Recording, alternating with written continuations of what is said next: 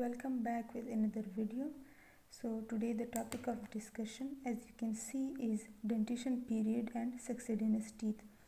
We have already discussed about dentitions in detail, लेकिन फिर भी थोड़ा सा रिवाइज कर लेते हैं. हमारे पास डेंटिशन कितने होते हैं? हमारे पास 2 टाइप ऑफ डेंटिशन होते हैं.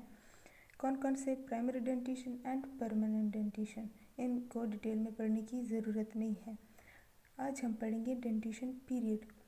हमने पढ़ा कि डेंटिशन हमारे पास 2 टाइप के होते तो हैं, लेकिन ये 2 टाइप ऑफ डेंटिशन बनने में हमारे पास जो पीरियड्स होते हैं वो हमारे पास कितने होते हैं? तो वो हमारे पास 3 होते हैं. ये MCQs पॉइंट ऑफ व्यू से एक इम्पॉर्टेंट पॉइंट है कि डेंटिशन तो हमारे पास 2 होते हैं, लेकिन डेंटिशन पीरियड जो होते हैं वो हमारे पास कितने होते हैं? वो हमारे पास 3 होते हैं. सबसे पहला primary dentition period, then we have got our second dentition period जो कि हमारे पास मिक्स डेंटिशन पीरियड है. आफ्टर दैट हमारे पास लास्ट वन है परमानेंट डेंटिशन पीरियड. तो हमारे पास इन टोटल 3 डेंटिशन पीरियड होते हैं, namely primary dentition period, mix dentition period and permanent dentition period. अब हम पढ़ते हैं मिक्स डेंटिशन पीरियड के बारे में, जो कि हमारे पास प्राइमरी डेंटिशन और परमानेंट डेंटिशन के बीच में आता है. तो मिक्स डेंटिशन पीरियड हमारे पास कौन सा पीरियड है? वो डेंटिशन पीरियड जिसमें हमारे पास एक ऑरल कैविटी में एट द सेम टाइम दोनों ही डेंटिशन प्रेजेंट हो. मतलब कि ये ऑरल कैविटी है, इसमें एक ही टाइम में प्राइमरी टीथ प्रेजेंट होंगी और ये ब्लैक वाले मैंने परमानेंट टीथ बनाई हैं, तो ये परमानेंट टीथ भी प्रेजेंट होंगे एट द सेम टाइम. तो उस डेंटिशन पीरियड को हम क्या कहेंगे? मिक्स डेंटिशन पीरियड कहेंगे, जिसमें at the same time both dentition present हो. अच्छा, ये mix dentition period last from about 6 years of age to 12 years of age. ये हमारे पास इसका टाइम पीरियड है. और ये हमारे पास एंड या कंप्लीट कब होता है मिक्स डेंटिशन पीरियड? जब हमारे पास एक बच्चा 12 साल का हो जाता है. तो हमें पता कैसे चलता है कि मिक्स डेंटिशन पीरियड हमारे पास कंप्लीट या एंड हो गया है? जब हमारे पास 12 साल के करीब एक बच्चे के मुंह में जो हमारे पास लास्ट डिसिडुअस टूथ होता है वो भी एक्सफोलिएट या निकल जाता है. तो मिक्स डेंटिशन पीरियड जो है हमारे पास कंप्लीट हो जाता है, ख़त्म हो जाता है, और उसके बाद परमानेंट डेंटिशन पीरियड स्टार्ट हो जाता है. तो हमारे पास लास्ट डिसिडुअस टूथ कौन सा होता है ऑरल कैविटी में? वो हमारे पास मैक्सिलरी सेकंड मोलर होता है. जब हमारे पास ये भी एक्सफोलिएट हो जाएगा तो मिक्स डेंटिशन पीरियड जो है हमारे पास एंड हो जाएगा और परमानेंट डेंटिशन पीरियड स्टार्ट हो जाएगा. Now summary of what we have already discussed in detail कि हमारे पास डेंटिशन स्टेजेस या डेंटिशन पीरियड्स किस तरह होते हैं. एक स्केच के थ्रू पढ़ने की कोशिश करते हैं और समझते हैं. Primary dentition, mix dentition and permanent dentition, ये आपको ऑलरेडी बहुत अच्छे से पता है. तो जब ऑरल कैविटी में कमिंग टुवर्ड हियर, जब ऑरल कैविटी में मैंडिबल में किस चीज़ की बात हो रही है? मैंडिबल में जब इरप्शन हो जाती है मैंडिबुलर सेंट्रल इंसाइजर की. कितने एज में? 6 months में. 6 months में जब मैंडिबल में सेंट्रल इंसाइजर की इरप्शन हो जाती है, ये हमारे पास ऑरल कैविटी में, याद रखिए, पहला दांत होता है जो इरप्ट होता है एक बच्चे के मुंह में. तो जब पहला दांत इरप्ट हो जाता है तो हमारे पास प्राइमरी डेंटिशन पीरियड होता है. और वो कितने मंथ्स में जब बेबी हो तो इरप्ट होता है? वो हमारे पास 6 months में इरप्ट होता है. तो हमारे पास प्राइमरी डेंटिशन पीरियड जो है वो स्टार्ट हो जाता है. कौन सा टूथ इरप्ट होता है? Central incisor. मैंडिबल में या मैक्सिला में? मैंडिबल में. 6 months में जब ऑरल कैविटी में इरप्शन होगी मैंडिबुलर सेंट्रल इंसाइजर की, तो हम कहेंगे कि प्राइमरी डेंटिशन पीरियड हमारे पास स्टार्ट हो गया है. ये हमारे पास क्लियर हो गया. Coming toward mix dentition period, जब mix dentition period as we already know कि हमारे पास 6 years में हमारे पास स्टार्ट होता है. जब ऑरल कैविटी में मैंडिबल में, वंस अगेन किस जॉ में? मैंडिबल में जब हमारे पास फर्स्ट परमानेंट मोलर इरप्ट होगा. कौन सा molar? First permanent molar erupt होगा 6 years में, तो हमारे पास मिक्स डेंटिशन पीरियड स्टार्ट हो जाएगा. ये जो हमारे पास इरप्ट हुआ था ये हमारे पास सेंट्रल इंसाइजर था, वो भी मैंडिबल में था 6 months में. जब 6 ईयर्स में हमारे पास फर्स्ट परमानेंट मोलर इरप्ट होगा तो हमारे पास मिक्स डेंटिशन पीरियड स्टार्ट हो जाएगा। उसके बाद परमानेंट डेंटिशन पीरियड में जब हमारे पास मैक्सिला में, मैंडिबल में नहीं, सही है, मैक्सिला में 12 ईयर्स ऑफ एज में जब सेकेंड डिसिडियस मोलर हमारे पास एक्सफोलिएट होगा तो हमारे पास परमानेंट डेंटिशन पीरियड स्टार्ट हो जाएगा और मिक्स डेंटिशन पीरियड हमारे पास एंड हो जाएगा। 6 months primary dentition period, 6 years mix dentition period and 12 years में मिक्स डेंटिशन पीरियड कंप्लीट हो जाता है, ये एंड हो जाता है और परमानेंट डेंटिशन पीरियड स्टार्ट हो जाता है जो थ्रू आउट द लाइफ हमारे पास कंटिन्यू रहता है। एक कॉमन डेंटल टर्मिनोलॉजी है जिसको समझने की कोशिश करते हैं, which is resorption. Okay, so ये हमारे पास परमानेंट डेंटिशन है, राइट, जो हमारे पास ओरल कैविटी में इरप्ट नहीं हुए। These are are deciduous teeth. अब इन परमानेंट टीथ के इरप्ट होने के लिए हमारे पास ज़रूरी है कि ये डिसिडियस टीथ यहाँ से एक्सफोलिएट या निकल जाए, सही है। जब ये निकलेंगे तभी हमारे पास स्पेस प्रोवाइड होगा और हमारे पास परमानेंट टीथ इरप्ट होंगे ओरल कैविटी में, यहाँ पर आएंगे। जब ये दांत निकलेगा तो इसको स्पेस मिलेगा तभी ये यहाँ पर आएगा ना।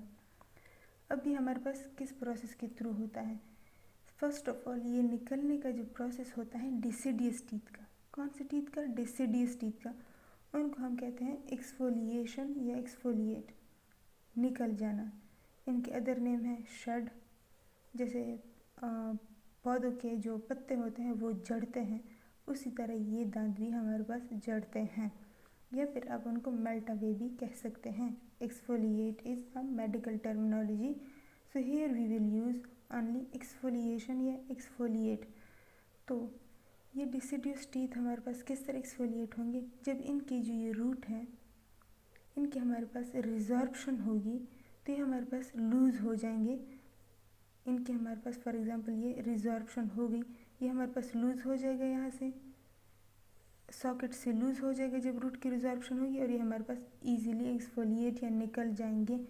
तो ये जब निकल जाएंगे यहाँ पर हमारे पास स्पेस प्रोवाइड हो जाएगा और परमानेंट जो टीथ है ये परमानेंट, इसको जब अपनी स्पेस मिल जाएगी तो ये हमारे पास ओरल कैविटी में इरप्ट हो जाएगा। अब हमारे पास एक टर्मिनोलॉजी है resorption. So what is resorption? Resorption is a natural process. कौन सा process? Natural process by which the deciduous roots are melted away to allow exfoliation. We have already discussed कि जो deciduous teeth हैं इसके root हमारे पास melt away या रिजॉर्ब हो जाएंगे। जब इसकी रूट रिजॉर्ब हो जाएंगी ये टूथ लूज हो जाएगा, निकल जाएगा, ये हमारे पास क्या करेंगे? एक्सफोलिएशन को अलाउ करेंगे, तो हमारे पास डिसिडियस टूथ जो है वो हमारे पास ईजिली एक्सफोलिएट या निकल जाएगा।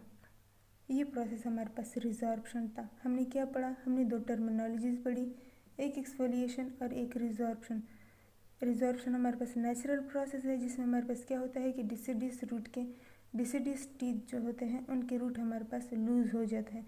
जब हमारे पास उनके रूट लूज़ हो जाएंगे तो ये जो सॉकेट में हमारे पास पड़ा होगा यह हमारे पास जब लूज़ हो जाएगा, रूट रिजॉर्ब होंगे तो लूज़ हो जाएगा और हमारे पास ये डिसिडियस टूथ जो है वो हमारे पास एक्सफोलिएट हो जाएगा, मतलब कि वो हमारे पास मेल्ट अवे हो जाएगा, शड हो जाएगा, जड़ जाएगा, निकल जाएगा, तो हमारे पास परमानेंट टीथ जो है वो हमारे पास इरप्ट होना स्टार्ट हो जाएंगे।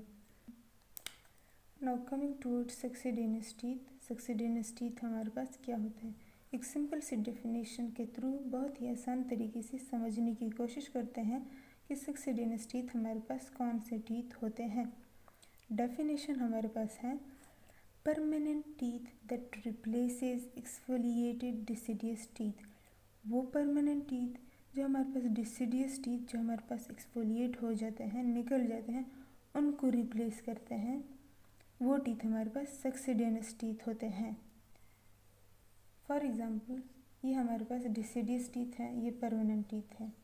ये डिसिडियस टीथ जब हमारे पास रिप्लेस हो जाएंगे और उनके रिप्लेसमेंट, ये डिसिडियस टीथ एक्सफोलिएट हो गए, अब इनकी जगह जो परमानेंट टीथ हमारे पास आएंगे सिर्फ वही परमानेंट टीथ हमारे पास सक्सीडेनियस टीथ होंगे।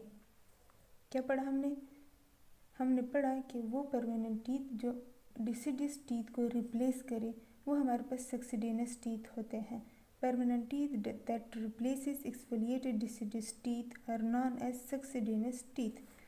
सक्सीडेनियस टीथ का हमारे पास सिंपली यही मतलब होता है कि हमारे पास डिसिडियस टीथ ही होते हैं, बट ये हमारे पास सक्सीडिंग डिसिडियस टीथ होते हैं।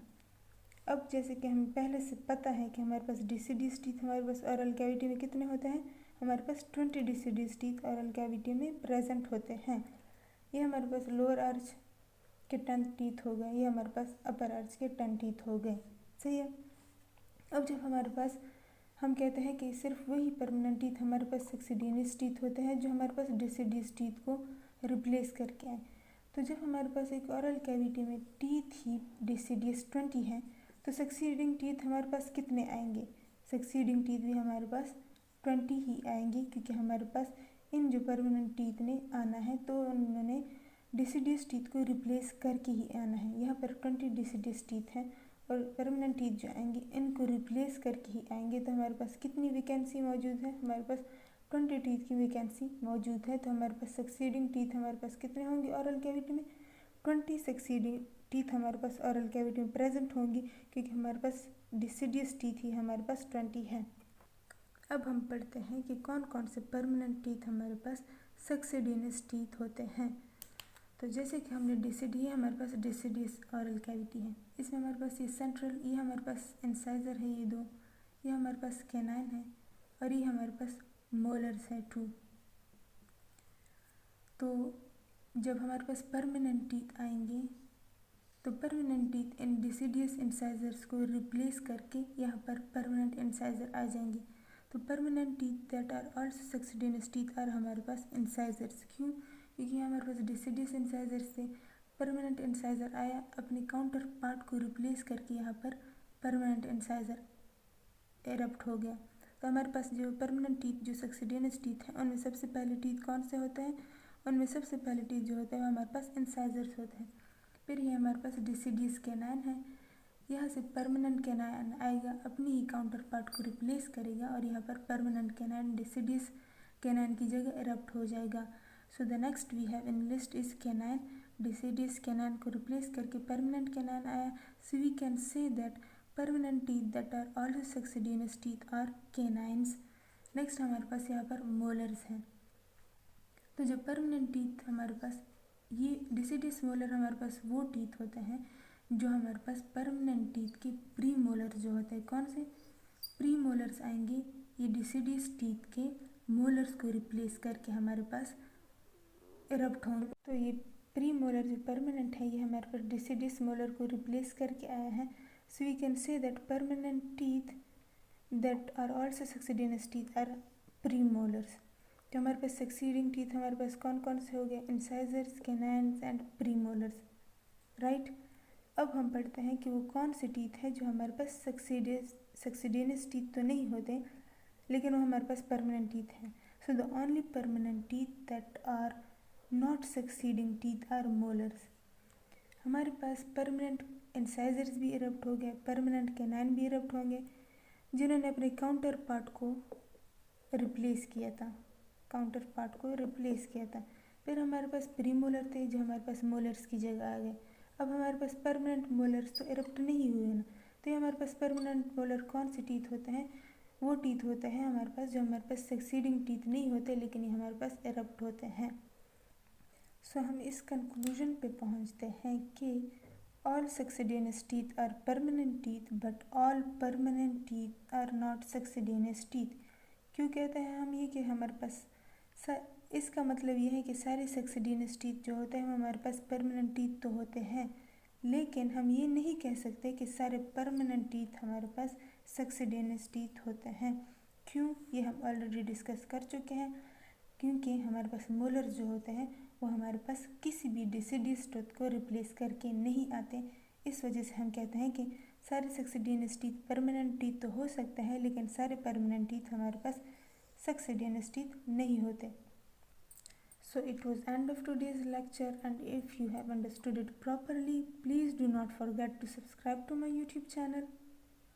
नेक्स्ट वीडियो में हम पढ़ेंगे eruption sequence and eruption pattern, कि हमारे पास परमानेंट जो डेंटिशन या टीथ जो होता है हमारे पास किस टाइम में एरप्ट होता है और किस सीक्वेंस में एरप्ट होता है, डिसीडियस टीथ का पढ़ेंगे, और इसके अलावा हम टूथ नंबरिंग सिस्टम पढ़ेंगे।